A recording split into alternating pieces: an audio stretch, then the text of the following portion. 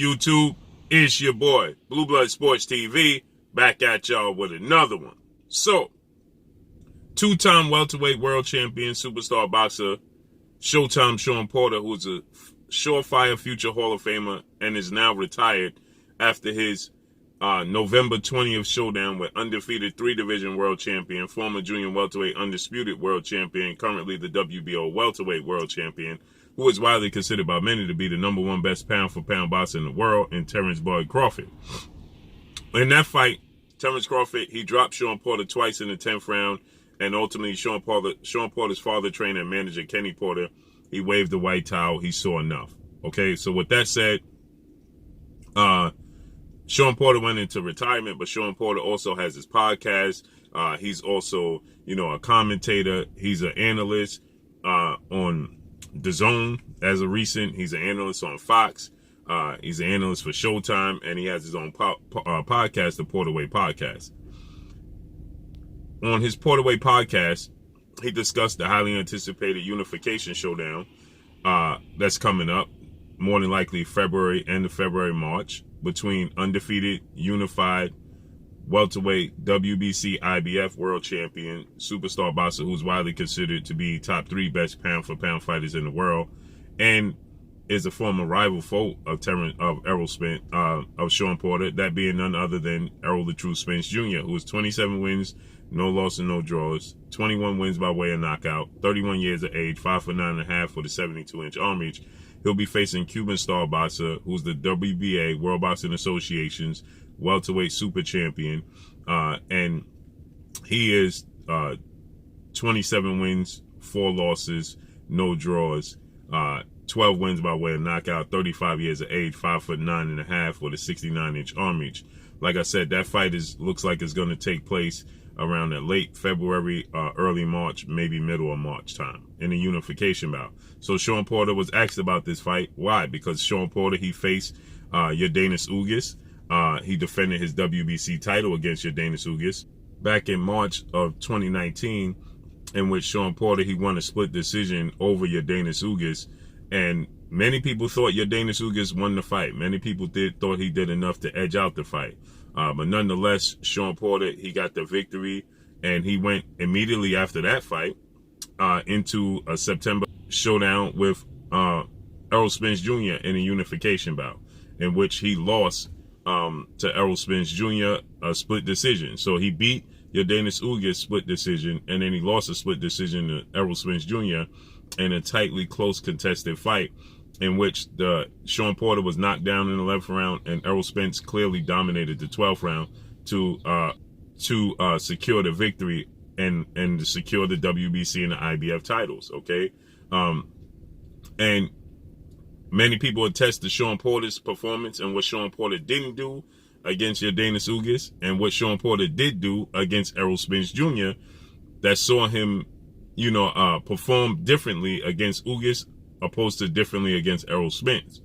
And we saw Yordenis Ugas shock the world when he took on legendary 8th-division world champion, iconic Filipino superstar boxer, Manny Pac-Man Pacquiao, as he replaced Errol Spence because Errol Spence suffered a broken detached retina, and which saw Errol Spence have to be pulled from his showdown August 21st against Manny Pacquiao. So with that said, Errol Spence, had to be replaced, and Yordenis Ugas was supposed to be the co-main event. He was at least supposed to fight Fabian Maidana, younger brother of former world champion Marcos El Chino Maidana, but he suffered an eye injury and had to be pulled from the fight.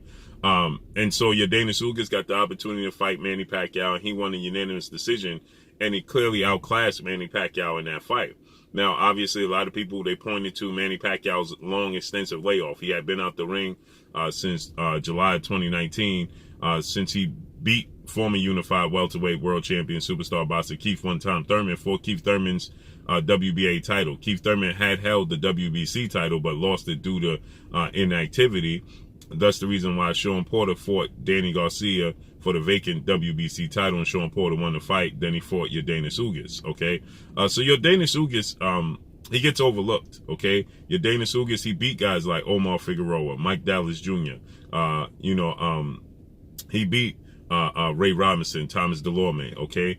But the problem is, Yordenis Ugas had lackluster performances against Abel Ramos. Looked like he was on the verge of getting stopped. He won a split decision against Abel Ramos, a guy that, you know, he's expected to outclass. He wins a split decision and almost got stopped in the 12th round. Then he dominates Manny Pacquiao. So with that said, he beat Jamal James, unanimous decision. Jamal James then went on a run and became the WBA regular champion, okay? So with that said, Shawn Porter was asked about, you know, a fight between Errol Spence and Yordenis Ugas, in which Shawn Porter, he stated that he's fully convinced that Yordenis Ugas can beat Errol Spence Jr., depending upon what version of Yordenis Ugas shows up, okay? So he says he's fully convinced that Yordenis Ugas can beat Errol Spence Jr. Now, Yordenis Ugas is 5'9.5". Errol Spence is 5'9.5", so they're the same height. Yordenis Ugas is 69-inch arm reach. Errol Spence is 72, so Errol Spence has a 3-inch arm reach advantage. Errol Spence is a southpaw. Yordenis Ugas is an orthodox fighter. The big highlight here is that Errol Spence is known to be a big, strong, pressure power puncher, okay? That's very durable. You only see Errol Spence hurt one time in his career. He's very durable. And Yordenis Ugas is not the biggest puncher. He's technically sound. He's skilled. He comes from the Cuban school of boxing, so he has an amateur pedigree that's very high. The Cuban school of boxing is probably the best school of boxing. And so he's technically sound. He's very basic. He stays behind the jab, 1-2. What he did against Manny Pacquiao is not a shock, because Yordenis Ugas is a skilled boxer, and those types of fighters has always historically given Manny Pacquiao nothing but problems. He lost badly to Eric Morales. Right, because Eric Morales was a pure boxer. Now, in the second fight, Eric Morales was stopped. But even then, Eric Morales, he looked at the crowd, and that's when the rumors and, you know, started to swirl about Manny Pacquiao possibly delving in allegedly to unfair advantages, okay? Eric Morales, after that fight, Eric Morales, he stated that Manny Pacquiao simply was not the same guy he fought the first time, okay? He said the first time around, the guy that I fought was not the same guy I fought this time around, okay? Now, Eric Morales was dropped in the fight. He was ultimately stopped. He sat down and he looked at his corner. He shook his head and said, it's over, okay? It's not going to happen. So, you know, he initially fought Manny Pacquiao in January of 2006. That was the first fight. He fought Manny Pacquiao in March of 2005, and he won a unanimous decision. He outclassed Manny Pacquiao, outclassed him, and they fought for the vacant WBC and the vacant IBA titles, okay? He outclassed him. Then Eric Morales, he fought Zaire Rahim, and he lost that fight in September of 2005, okay? But then he fought Manny Pacquiao again in January 2006, and he got TKO'd. He got stopped, okay? And then he fought Manny Pacquiao again in November of 2006, and he got knocked out. And he stated that that wasn't the same version of Manny Pacquiao that I fought a year ago. That's not the same guy. And that's when the rumors and the speculation started to swirl about Manny Pacquiao and possibly having unfair advantages. But nonetheless, those types of styles always giving Manny Pacquiao problems. Juan Manuel Marquez, they fought 4 times. The first time, Marquez was dropped 3 times in the first round. He got up and fought to a draw because his counterpunch ability, his boxing ability, always give Manny Pacquiao trouble. So they ended up fighting to a draw, okay? And then the 2 fights in between, Manny Pacquiao got knockdowns in those 2 fights in between, and those proved to be the difference. And then we know Manny Pacquiao was brutally knocked out with a counterpunch in the 4th fight. And we know he was also clearly outboxed and outclassed by Floyd Mayweather. So Manny Pacquiao had a history of getting outboxed by boxers. That's always been his Achilles heel. So it wasn't completely shocking to see Yordenis Ugas outbox him. It was just shocking to see Manny Pacquiao never have any real moments, okay? He was never in the fight, okay? He was outclassed from the first bell to the second bell. Usually there's moments in a fight that he overwhelms you with his foot speed and his hand speed and his unorthodox power coming from that left hand and the angles. And he was unable to do any of those things against Ugas. And everybody attested, well, it was Father Time. He's 42 years of age, okay? And had been out the ring for 2 years. So, nonetheless, it wasn't completely shocking to see Yordenis Ugas win the fight. It was just shocking to see Manny Pacquiao not have his moments that he always has.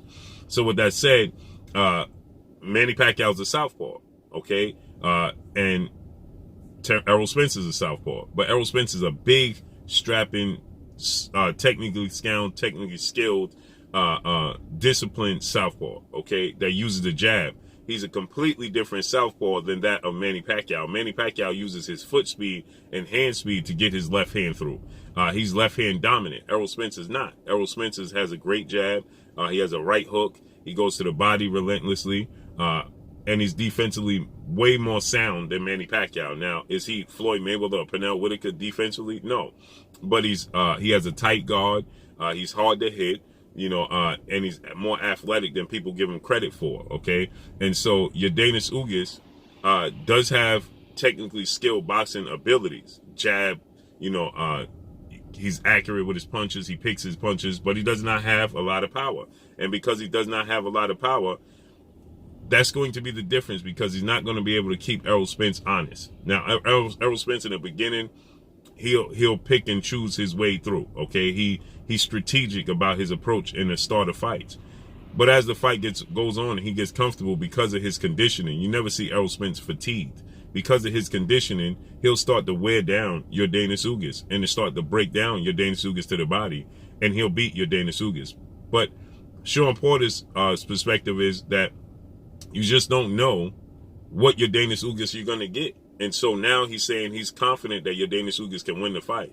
Is he going to get the Yordenis Ugas that fought Manny Pacquiao and Shawn Porter? Or are you going to get the Yordenis Ugas that fought Abel Ramos? You just don't know. But even the Yordenis Ugas that fought Shawn Porter and Manny Pacquiao is not enough to beat Errol Spence Jr. And I think Errol Spence Jr. may even stop Yordenis Ugas. He's newly committed to the sport of boxing. Now, another thing Shawn Porter is pointing to is that Errol Spence has been inactive, okay? He suffered, broken detached retina, and he suffered that horrific car accident. He was 14-month layoff from the car accident, rehabbing. He came back, had one fight against Danny Garcia. He dominated the fight, but then he's been out the ring for a year again. So we don't know what version of Errol Spence is going to show up. And so Shawn Porter is saying that could possibly be a reason why Yordenis Ugas will win this fight. But then at the end, Shawn Porter still picks Errol Spence to win the fight. So Shawn Porter's comments are being taken out of context. I understand his concerns with Errol Spence's injuries, layoffs, and inactiveness, and the fact that you don't know what you're going to get from Yordenis Ugas, but he still picked Errol Spence to win the fight. So let's see how it unfolds and plays out. But that's all I got for y'all. Make sure you hit the like button, drop a comment in the comment section. Let me know what y'all think. Y'all already know what it is. It's your boy Blue Blood Sports TV. Hate, like, comment, and subscribe. You haven't subscribed, hit the subscribe button, hit the like button, hit the bell icon to get all the new notifications. Follow me on Instagram at Blue Blood Sports TV, all one word. Y'all already know what it is. Shout out to the entire LDBC. Shout out to New Media. Shout out to Black Media Row. Make sure you like and share these videos. That's all I got for y'all. Peace. Oh, it is your boy Jada Kiss. Make sure you check out Blue Blood Sports TV. It's going down.